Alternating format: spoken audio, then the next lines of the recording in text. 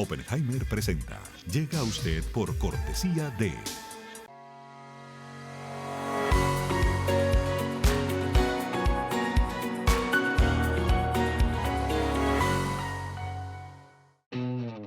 UAD es más que una universidad, es vivir una experiencia única de aprendizaje. Es tu tiempo de vivir. UAD Experience.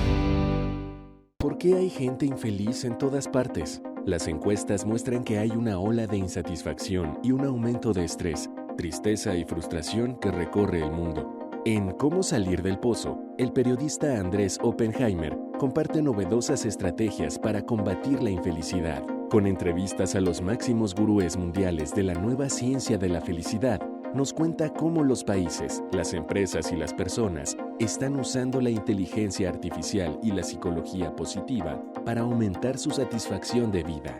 Ya está a la venta en librerías y tiendas en línea.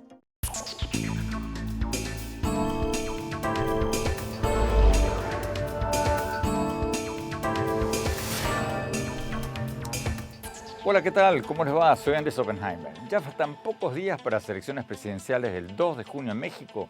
Y una de las grandes preguntas es si va a haber cambios en la política exterior de México después del cambio de gobierno. La candidata, apoyada por el presidente Andrés Manuel López Obrador, Claudia Sheinbaum, dijo en el tercer debate presidencial hace pocos días que si ella gana va a continuar la política exterior del presidente López Obrador. Ella calificó esta política como un timbre de orgullo para México. Pero los críticos de esta política exterior mexicana dicen que es vergonzosa porque López Obrador se ha puesto del lado de los dictadores.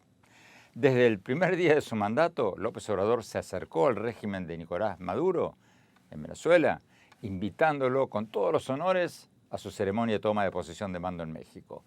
Y después de eso, López Obrador, entre otras cosas, lideró una campaña diplomática para exigir que Cuba fuera invitada a la Cumbre de las Américas de Los Ángeles en 2022 y boicoteó esa cumbre después de que el presidente de Estados Unidos, Joe Biden, decidió no invitar a Cuba por no tratarse de un país democrático. Y después López Obrador invitó misiones de médicos cubanos a México, firmó varios acuerdos de ayuda económica a Cuba y el año pasado le dio la máxima condecoración de México a un dignatario extranjero, la Orden del Águila Azteca, al dictador cubano Miguel Díaz-Canel. Entonces la gran pregunta ahora es, ¿va a seguir el apoyo de México a Cuba y Venezuela y otros regímenes parecidos después de López Obrador? ¿O por el contrario, quien gane la presidencia va a seguir una política más centrada en la defensa de la democracia y los derechos humanos? Hoy lo vamos a hablar con la candidata presidencial de la principal coalición opositora de México, Xóchitl Gálvez. Intentamos también desde hace meses invitar a este programa a la candidata oficialista, Claudia Sheinbaum, pero hasta el momento no nos han dado una respuesta positiva. Vamos a seguir intentando. Más tarde en el programa vamos a hablar de un tema relacionado que puede ser decisivo para las elecciones de noviembre en Estados Unidos. La migración de indocumentados de Venezuela, de Cuba, de Centroamérica, de todas partes a través de la frontera de México. El probable candidato republicano Donald Trump, el expresidente, ha convertido este tema, el de la migración ilegal, en uno de los ejes de su campaña, igual que lo hizo en el 2016. Él dice que hay una presunta invasión de indocumentados y que los inmigrantes, abro comillas, envenenan la sangre de este país. Cierro comillas, sus palabras. Pero la pregunta es si no se le está pinchando un poco ese argumento, porque según cifras oficiales de la Oficina de Aduanas y Protección Fronteriza de Estados Unidos, el número de cruces ilegales en la frontera cayó un 40% en los primeros 4 meses de este año. Repito, cayó un 40%. Entonces, la gran pregunta es si esta caída fue temporal o si va a ser duradera, porque si es duradera, si se mantiene en los próximos meses, entonces se debilita uno de los principales temas de campaña de Trump. Vamos a ver con nosotros a Andrew Seal, profesor de la Universidad de Georgetown, especialista en el tema, presidente del Instituto de Políticas de Migración con sede en Washington. Le vamos a preguntar qué pronostica él, qué tendencia pronostica él en el flujo migratorio en los próximos meses, por lo menos antes de las elecciones de noviembre en Estados Unidos. Y hacia el final del programa les voy a compartir mi reflexión sobre cómo veo en estos momentos la carrera electoral en Estados Unidos. Bueno, empecemos con la senadora Xóchitl Gálvez, candidata de la principal coalición opositora para las elecciones del 2 de junio en México. Candidata Xóchitl Gálvez, gracias por estar con nosotros. Bueno, la candidata Claudia Sheinbaum dijo en el tercer debate presidencial que, abro comillas, vamos a reivindicar la política exterior que ha seguido el presidente de la República, que nuevamente la ha puesto en alto. Cierro comillas. Entonces, la pregunta obvia, ¿qué piensa usted de la política exterior de López Obrador? Pues yo lo que le dije en el debate es que ha sido un fracaso, que ante el autoritarismo del presidente López Obrador ha decidido alejarse del mundo para no ser cuestionado, para que no le reclamen, por ejemplo, la muerte de 40 migrantes en la estación migratoria de Ciudad Juárez, que murieron asfixiados. El trato que le da a los migrantes centroamericanos, sudamericanos que pasan por México es lamentable, no se les venden boletos de camión, se les detiene simplemente por el color de piel. Lo que está pasando en Chiapas, donde quien controla la situación migratoria pues es la delincuencia organizada, prácticamente solo ha hecho 7 viajes internacionales. Para mí es muy penoso que haya invitado a los dictadores a sus desfiles, como el de Cuba, o a sus ejércitos como el de Rusia, Nicaragua, Venezuela, al desfile nacional en México. Todo eso para mí es lamentable, pero lo más lamentable pues es la manera que se dobló ante Donald Trump, aunque Claudia Sheinbaum dijo que se recuperó la dignidad de México ante Estados Unidos. Pues no, porque aceptamos ser tercer país en los hechos seguros, recibiendo a migrantes de otros países para que regresaran a México sin poner nada a cambio. No exigimos la regularización de migrantes mexicanos que podrían estar en condiciones de hacerlo en Estados Unidos. No exigimos un apoyo económico para que estos migrantes que regresan tengan una situación de respeto a sus derechos humanos. Es un fracaso la política exterior. Para quienes no siguen esto muy de cerca, ¿usted se refiere a migrantes indocumentados que son devueltos por Estados Unidos a México? ¿A eso se refiere? A eso me refiero, a estos migrantes que pueden regresar a México y que hoy están viviendo en unas condiciones lamentables en México. Viven en parques públicos, en calles, no tienen trabajo, hay una violación a sus derechos humanos, están a merced de la delincuencia organizada. En fin, no se hizo alguna negociación como la que se hizo entre Turquía y la Comunidad Económica Europea, pues donde recibieron una buena cantidad de dinero para que estos migrantes estuvieran en una condición de respeto a sus derechos humanos. A eso me refiero. Usted ha dicho que va a defender los derechos humanos, si es electa, claro, en todo el mundo, incluso en Cuba, Nicaragua o Venezuela. ¿En qué cambiaría la política actual de México hacia las dictaduras de Cuba y Venezuela si usted gana? Pues primero, a mí me parece que este intercambio con médicos cubanos no es una cosa totalmente justa y ética, porque a los médicos cubanos les pagan 3 centavos y lo que se ha pagado a su dictadura son millones de dólares. Se le ha entregado petróleo prácticamente a un precio de nada. Con Venezuela, pues no se le reclama el que no haya elecciones libres. O sea, el presidente López Obrador se mantiene callado, pero cuando pasa algo en algún país que no es tan afín a él, pues ahí sí hace reclamos inmediatos. Yo tengo 2 brújulas. Una brújula son mis valores, o los valores de México, que son el respeto a los derechos humanos, las libertades, el respeto a los migrantes. Y mi otra brújula es la realidad. Soy una mujer que sabe leer un mapa, que le queda claro que somos el vínculo entre América del Norte y América del Sur, y que tenemos una frontera de 3.200 kilómetros con Estados Unidos, con la potencia más económica más importante del mundo, Canadá, Estados Unidos, pero también que tenemos una localización geográfica entre Europa y Asia que nos hace ser un país con un enorme potencial de comercio exterior. Eso lo pienso aprovechar como presidenta de México. O sea, hacer este tratado de libre comercio con Europa realidad, que hoy no se ha firmado, fortalecer los lazos comerciales con Asia y con Estados Unidos y al mismo tiempo apoyar y crecer con Sudamérica. Usted mencionó recién los lazos de México con Europa, con América del Sur, con el Caribe, con Estados Unidos, pero ¿cuál sería la principal prioridad, la principal zona de prioridad de su política exterior? No hay duda. Norteamérica pues es el principal socio comercial de México, somos el principal exportador de Estados Unidos, ¿no? El país que más le exporta a Estados Unidos. Ellos son nuestro principal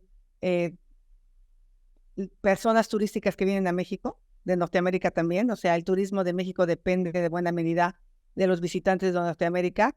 Y en ese sentido, hoy tenemos una enorme posibilidad con la relocalización o nearshoring. Ellos hablan mucho también del nearshoring, pero no hemos podido concretar inversiones millonarias porque México no ha hecho su tarea. Son 5 cosas las que tendríamos que hacer para que esto realmente se concrete. La primera tiene que ver con Estado de Derecho, respetar la ley. Lo que pasó con la ley de la industria energética generó mucha desconfianza en México, porque había inversiones ya listas que se tuvieron que cancelar. Después del Estado de Derecho, energía limpia y barata. Eso México no lo está proporcionando con la CFE, metiendo combustibles fósiles. Y ahí metería el tema del agua. Hoy México está enfrentando una crisis hídrica, por lo tanto tenemos que trabajar muy bien para que la industria tenga agua a través del tratamiento de aguas residuales en las ciudades. El tema 3, pues México le canceló recursos a la ciencia y la tecnología, cuando justo lo que queremos con el nearshoring son empresas de ciencia y tecnología, y ahí pues tenemos que meterle mucho. Hoy hay 1.700.000 alumnos fuera de la escuela en México. Eso lo tenemos que resolver. El punto 4 tiene que ver con infraestructura. No tenemos un buen aeropuerto en la Ciudad de México. Quien nos visita se dará cuenta. Nuestros cruces fronterizos están cada vez más complicados. Nuestras carreteras no tienen mantenimiento. Necesitamos más puertos, más aeropuertos. O sea, necesitamos asociarnos con el sector privado para generar mejor infraestructura. Y el número 5, que algunos estados no es tan importante, pero para otros sí, es la seguridad. O sea, probablemente Querétaro, Aguascalientes y el mismo Guanajuato no tiene tantos problemas porque está muy localizada en la inseguridad. Pero Sonora, Colima, Michoacán, Sinaloa, pues son estados en que Zacatecas, en los que mientras no se resuelve el tema de la seguridad pública no van a llegar las inversiones. Estas son las 5 cosas que yo estoy dispuesta a hacer para que México genere el mayor crecimiento económico y la mayor cantidad de clase media. Ellos hablan de un salario mínimo. Yo hablo que podrían estos obreros ganar mínimo 3 salarios mínimos o 4 salarios mínimos. Xóchitl Gálvez, quédese con nosotros, por favor. Tenemos que ir a un corte. Cuando volvamos, vamos a preguntarle, entre otras cosas, cuán libres y cuán justas son estas elecciones en México y qué propone concretamente para reducir el récord de homicidios en México, el gran tema hoy día en México. No se vayan, ya volvemos.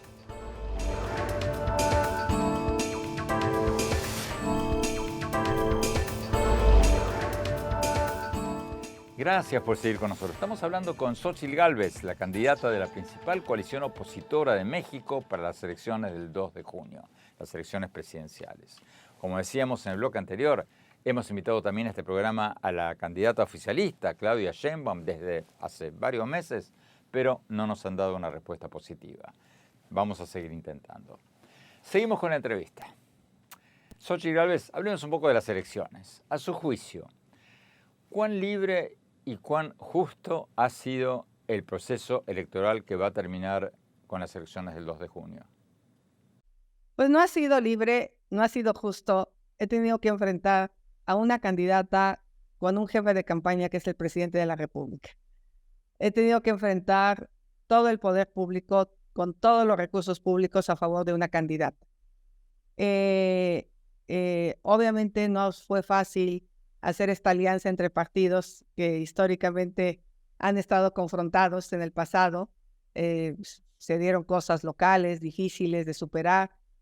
Fue complicado la alianza. Ya está la alianza, ya siento que ya cuajó, ya está sólida y ya se sumaron de manera abierta a los ciudadanos. Y por eso este discurso que di en el Zócalo, donde pues recordaba a un general en la batalla de Puebla, donde decía, antes que partido tengo patria. Y hoy es lo mismo que yo le digo a los mexicanos, antes que partido político tenemos patria. Y hoy lo que está en juego es la república, y hoy lo que está en juego en México es la democracia. Concretamente, cuando usted dice que el proceso no fue justo, ¿a qué se refiere? ¿Qué trabas tuvo usted personalmente durante la campaña? Pues de entrada hay dos cosas que a mí me han afectado tremendamente. Una, esta aseveración del presidente de la República diciendo que yo voy a quitar los programas sociales. Hay una gran votación en México que depende de esos programas sociales y para la gente sí es muy importante saber que el siguiente presidente se los va a permanecer. Entonces han hecho toda una campaña en radio y televisión diciendo que yo los voy a quitar porque Vicente Fox hizo una declaración. Y bueno, pues Vicente Fox no está en la boleta, la que está en la boleta soy yo. Y yo le he tenido que decir, a mí ningún hombre me manda, o sea, yo soy una mujer libre, independiente. Si tú te diste cuenta en el debate último, prácticamente hacia mi persona no hay un solo señalamiento. Los señalamientos son de que si yo soy parte de Fox, de Calderón, de García Luna, pues no soy. Yo soy una mujer libre, independiente, ciudadana, que está aquí por mérito propio. Por eso le recordé a la señora Sheinbaum que mientras ella estaba bailando ballet, yo estaba trabajando en mi pueblo. O sea, porque vengo de una comunidad muy humilde. Entonces, ¿cómo le voy a quitar un programa social a una persona si yo sé lo que cuesta salir adelante, ¿no? Entonces, ese ha sido un daño tremendo que me han hecho en la campaña.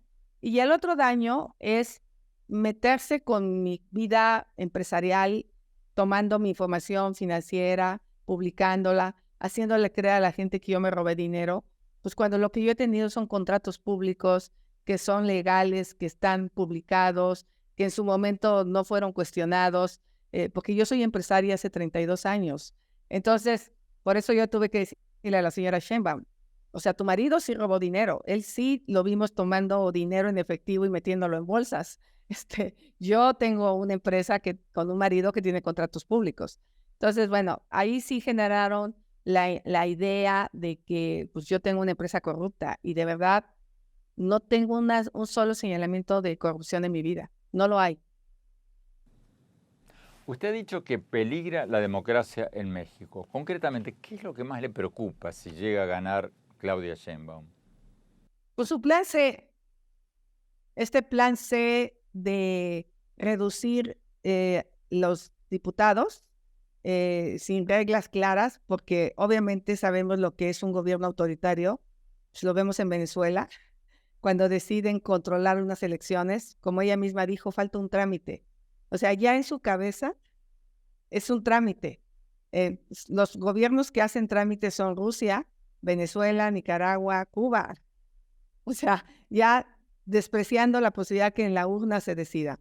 Entonces, hay un peligro real en cuanto a elecciones libres por capturar al órgano electoral, al INE, prácticamente desdibujándolo, quitándole el poder ciudadano que tenía, teniendo una presidenta que prácticamente esté sometida al presidente, capturando al órgano judicial que califica la elección, el que da el resultado final, y atentando contra la Corte, donde está la división de poderes. Y lo vimos, tiene a Arturo Saldívar de colaborador, cuando este personaje presionó a jueces y magistrados de una manera brutal. Y en ese sentido sí me parece muy delicado su plan C de tratar de elegir a los ministros de la Corte por voto popular. Ahora, usted dice que si gana las elecciones la candidata oficialista, Claudia Sheinbaum, sería sumisa, totalmente sumisa al presidente López Obrador. Pero también es cierto que México tiene una larga tradición de presidentes que nombran por dedazo, como dicen, a sus sucesores, los hacen elegir y después, al día siguiente, el nuevo presidente le da la espalda al anterior. ¿Por qué pensar que no pasaría lo mismo si gana Claudia Sheinbaum? Porque ha sido incapaz de separarse de las políticas de Andrés Manuel López Obrador.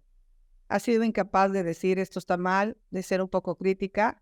Yo, por ejemplo, dije, pues si García Luna hizo algo, pues lo mismo, ¿qué? O sea, qué bueno que esté en la cárcel. Todo aquel que comete un delito que vaya a la cárcel. Y el presidente López Obrador tiene una herramienta que no han tenido otros presidentes.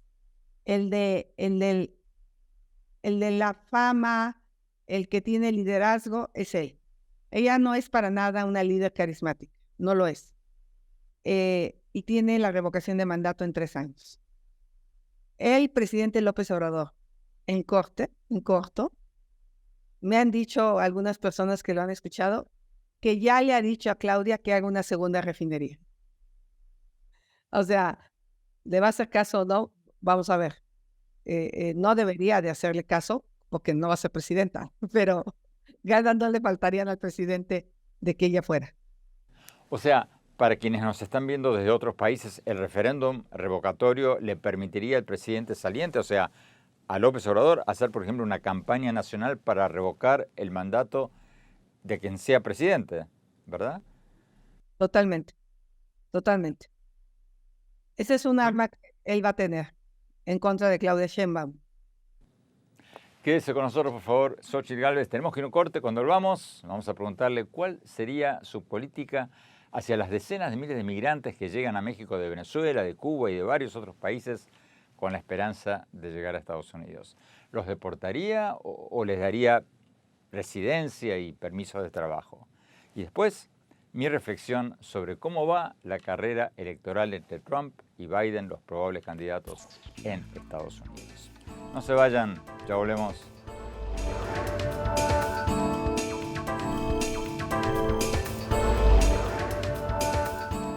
Gracias por seguir con nosotros. Estamos hablando con Xóchitl Gálvez, la candidata de la principal coalición opositora para las elecciones del 2 de junio en México. Como decíamos en el bloque anterior, invitamos también para este programa a la candidata oficialista, Claudia Sheinbaum. La venimos invitando desde hace varios meses, pero no nos han dado una respuesta positiva. Vamos a seguir invitándola a este programa. Sigamos con la entrevista. Xóchitl Gálvez, hablemos del principal problema para muchos mexicanos, la violencia, la ola de violencia. ¿Qué cosas concretas haría usted para reducir esta ola de homicidios que está sacudiendo a México? Por ejemplo, ¿le pediría más ayuda en materia de seguridad a Estados Unidos? Lo primero que haría sería dejar de tener este pacto criminal con los delincuentes. Hay un pacto del actual gobierno. La visita del presidente de 6 veces a Badiraguato, donde viven los Chapos, el haber liberado a Ovidio Guzmán, hijo del Chapo Guzmán, el haber saludado públicamente a la hija a la mamá del Chapo Guzmán, son estas cosas que en México no se vieron bien. Eso no habría un pacto mío con los delincuentes por ningún motivo. Aplicaría la ley. Necesitamos crear una Policía Nacional que sí funcione. Si es la Guardia Nacional, hay que certificarla, hay que prepararla, que se meta investigación. No puede seguir militarizado el país. El ejército lo vamos a mandar a áreas que dice la Constitución, que es la seguridad nacional, recuperar el territorio. Sí hay que fortalecer fuertemente policías estatales y municipales. Hoy están abandonadas las policías estatales y municipales, pero lo más importante es esta parte que yo he planteado de cooperación internacional en varios temas.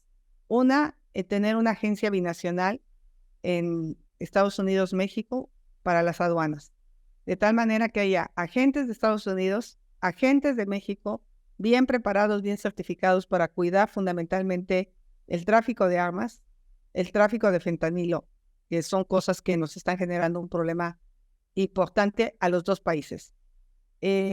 Hacer un acuerdo de cooperación en materia de seguridad sobre el lavado de dinero. Hacer una policía que persigue el lavado de dinero y que coopere con los Estados Unidos, porque mucho del dinero viene de allá. O sea, sí haría mucho más estrecha la cooperación. Y pues obviamente me van a criticar que la soberanía, que me quiero entregar a los Estados Unidos, pero hoy estos delitos son internacionales y los tenemos que resolver con cooperación internacional, y no hay peor pérdida de soberanía que el ejército, que los delincuentes tengan controlado el territorio nacional. ¿Usted consideraría, por ejemplo, hacer lo de Bukele en El Salvador, o sea, megacárceles para miles de presos, como se hizo en El Salvador y como lo están considerando en Ecuador y en Argentina? Sí anuncié yo una cárcel para aquellos personajes ya sentenciados que hoy tienen control de las cárceles. Hoy en México las cárceles son hoteles. Hoy en México las cárceles son lugares del crimen. Para esos personajes sí. Tenerlos en una cárcel de alta seguridad, donde no puedan tener acceso a llamadas telefónicas, donde no puedan seguir delinquiendo, donde realmente sepan que llegar a la cárcel lo van a pagar. En ese sentido, sí. No en el sentido de hacer levantamientos masivos de personas sin que se les pruebe que son delincuentes. No, pero sí he pensado y sí lo he hecho públicamente, una cárcel de alta seguridad para los principales delincuentes que hoy están administrando las cárceles de nuestro país. Usted ha dicho que uno de los principales problemas de la migración ilegal es que la frontera está en manos de delincuentes. ¿A qué se refería con eso? O sea, ¿y qué haría al respecto?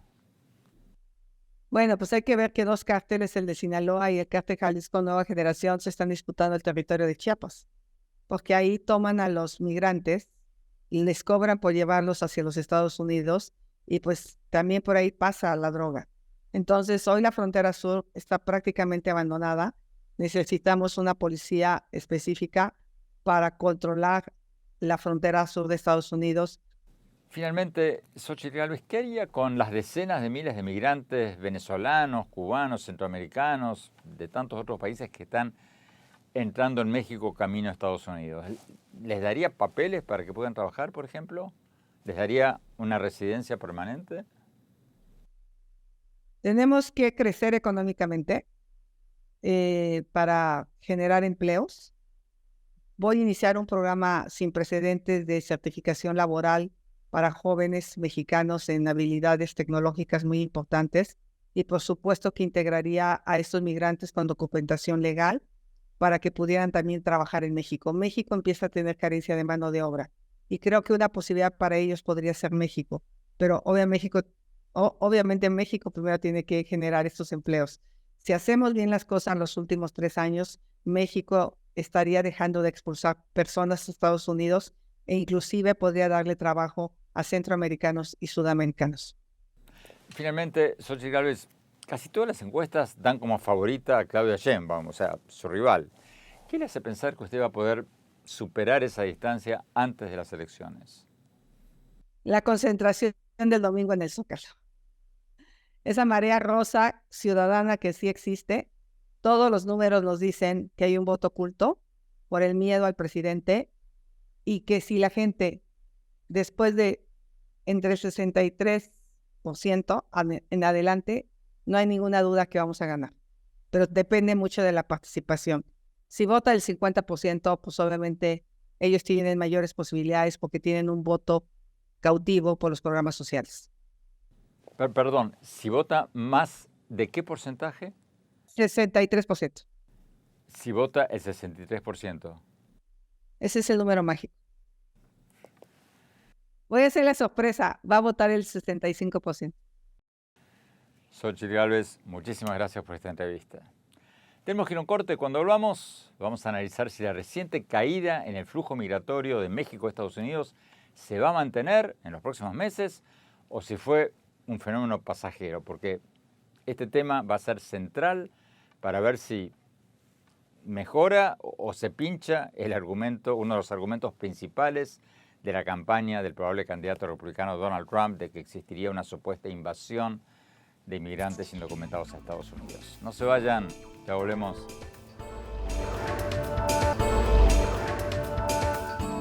Gracias por seguir con nosotros. Como les contaba al principio del programa, la Oficina de Aduanas y Protección Fronteriza de Estados Unidos reportó que en los primeros 4 meses de este año, los encuentros con migrantes en la frontera con México cayó un 40%.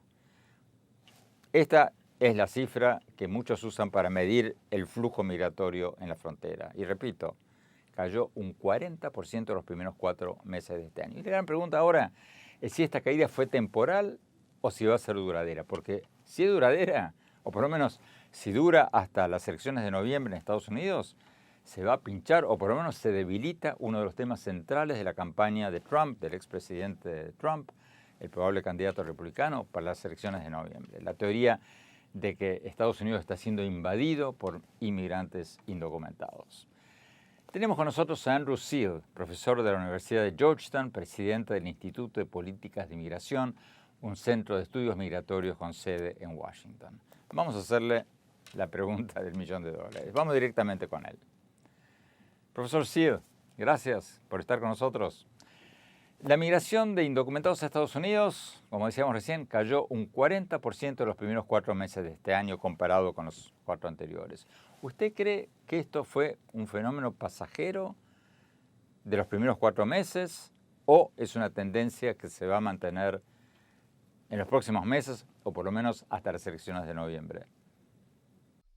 Mira, yo creo que no sabemos, pero yo al principio decía que era pasajero, que el gobierno mexicano no tenía cómo seguir interrumpiendo el flujo de migrantes de tal forma que siguiera tan bajo, pero todo parece indicar que ha seguido ya 4 meses, puede que siga, puede que con la llegada de la primavera hay tiempos de siembra y luego cosecha que podría subir de nuevo, pero hasta ahorita se ha mantenido y todo apunta que ha sido mayormente por las decisiones que han tomado de parte del gobierno mexicano.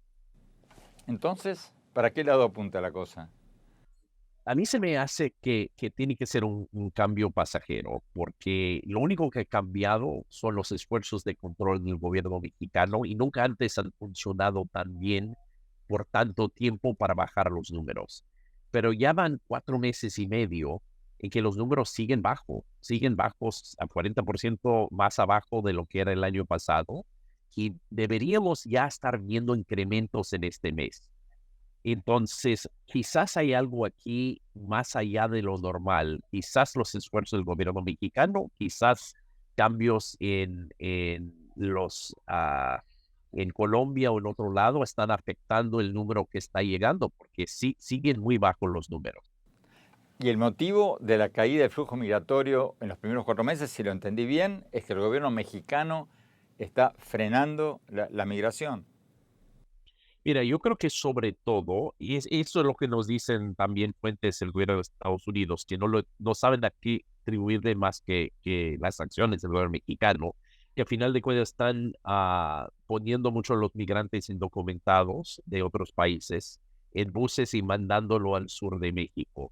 No están deportándolo, están deportando a centroamericanos como siempre y uno que otro sudamericano, pero mayormente están haciendo un poco más difícil el paso por México y con eso ha bajado el número un 40%. Pero a ver si lo interpreto bien. Los primeros 4 meses del año van de enero a abril. Usted dice que tiene indicaciones de que en mayo también permaneció bajo el número de cruces fronterizos.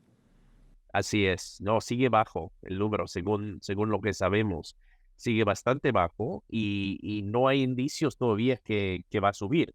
Debería estar subiendo en estos momentos y en junio también, pero hasta ahora se ha mantenido bajo. Trump dice que los indocumentados traen crímenes violentos a Estados Unidos. ¿Pero es cierto eso? ¿Hay una mayor tasa de criminalidad causada por los indocumentados o no? No, por lo menos en Estados Unidos, todos los estudios apuntan a que los migrantes son menos propensos al crimen y que las comunidades donde viven migrantes en gran número son menos violentos que otras comunidades parecidas sin menos migrantes, con menos migrantes. Entonces, no, todo apunta a que en este país los migrantes, y aún así, si hacen los estudios con solo indocumentados, también los números son bajísimos, son mucho menos propensos al crimen. Ya la segunda generación, los hijos de los migrantes se parecen mucho al norteamericano común y corriente, como uno esperaría, cometen crímenes igual, pero en primera generación no. Trump dice que si gana las elecciones haría deportaciones masivas y usaría incluso la Guardia Nacional, quizás hasta el ejército, para deportar supuestamente a millones de inmigrantes indocumentados. ¿Es factible eso? Yo creo que va a ser muy difícil que lo haga, pero mira, puede infundir mucho terror, puede ser muy arbitrario y puede ser que se aumente el número de deportaciones. En la última administración de Donald Trump no fueron muy efectivos en incrementar el número de deportaciones del interior del país, aunque intentaron. Esta vez yo creo que vienen con planes más detallados al principio de la administración, pero no me queda muy claro que los tribunales van a permitir que usen la Guardia Nacional y el Ejército en estos ejercicios. Y no me queda claro que los municipios y los estados tampoco se van a prestar a usar policías a estos esfuerzos tampoco en los grandes números. Entonces, yo lo dudo. Mira, no digo que no va a infundir terror y que para muchos indocumentados sería un periodo muy cómodo, pero probablemente no llegue a los números que está hablando Donald Trump. Profesor Andrew Seed, muchas gracias por tu tiempo. Tenemos que ir a un corte. Cuando hablamos, mi reflexión sobre cómo va la carrera electoral en Estados Unidos. ¿Quién va adelante? ¿Quién va atrás? No se vayan. Ya volvemos. Gracias por seguir con nosotros. ¿Cómo sigue la campaña electoral en Estados Unidos? Al margen de los problemas legales del probable candidato republicano Donald Trump y de los problemas del presidente Joe Biden para hacer remontar su popularidad en algunos estados claves donde está atrás en las encuestas, hay un dato muy, pero muy interesante. El tema central de la campaña de Trump, de que hay una supuesta invasión de indocumentados que supuestamente estaría amenazando la seguridad de Estados Unidos, bueno, ese argumento pareciera ser que se está desinflando, por lo menos por ahora. Porque, según datos de la Guardia Fronteriza, los encuentros con migrantes en la frontera, que es la medida que se usa para más o menos estimar los cruces fronterizos, cayeron un 40% en los primeros 4 meses de este año. Un 40% cayeron en los primeros 4 meses de este año. A mí me llamó mucho la atención lo que nos dijo en el programa de hoy Andrew Seed, el presidente del Instituto de Políticas de Migración, un centro de estudios migratorios con sede en Washington, de que él tiene indicios, o su instituto tiene indicios, de que los números de cruces por la frontera siguen bajos en el 5º mes, o sea, en mayo. De confirmarse oficialmente eso, sería el 5º mes consecutivo de menores flujos migratorios a través de la frontera. Y esta caída en el número de migrantes hace que estemos viendo menos videos de caravanas de migrantes en los medios, menos noticias sobre la migración de los indocumentados, y eso puede resultar en que la migración deje de ser la principal preocupación de muchos estadounidenses, como lo señalaban muchas encuestas a principios de este año. Claro, todo esto puede cambiar en los próximos meses, ¿no? Puede ser que el gobierno de México deje de contener a los migrantes en la frontera, o que las elecciones del 28 de julio en Venezuela produzcan una situación que resulte en una nueva ola de migrantes venezolanos, o que pase cualquier otra cosa y, bueno, se vuelvan a disparar los cruces fronterizos. Pero, si esta baja en los cruces fronterizos se mantiene, se derrumba uno de los principales caballitos de batalla de la campaña de Trump. Y si a eso le sumamos que la economía de Estados Unidos está mejor de lo que muchos esperaban, con la bolsa de valores de Wall Street que acaba de rebasar su récord histórico de 40.000 puntos, con tasas de desempleo del 3.9%, que están entre las más bajas en 60 años, y con un crecimiento económico mayor que el de los países más ricos de Europa, se le puede hacer cuesta arriba a Trump seguir diciendo que la economía de Estados Unidos está en ruinas, como lo dijo recientemente Trump en un acto de campaña en Georgia. Trump todavía puede ganar, porque una cosa son los datos y otra cosa es la percepción de la realidad. Pero si estas tendencias siguen así en los próximos meses, estas elecciones van a ser mucho, pero mucho más reñidas de lo que muchos creen. Bueno, se nos acabó el tiempo. Los invito, como siempre, a visitar mi blog en el sitio de internet andresopenheimer.com. Visítenme en mis redes sociales, también en X, en lo que en sus buenos tiempos se llamaba Twitter, en mi página de Facebook y en mi cuenta de Instagram. Y no se pierdan mi nuevo libro, Cómo salir del pozo, sobre cómo combatir el atraso económico, el populismo y aumentar la felicidad. Gracias, hasta la semana próxima.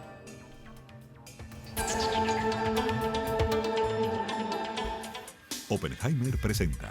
Llega a usted por cortesía de...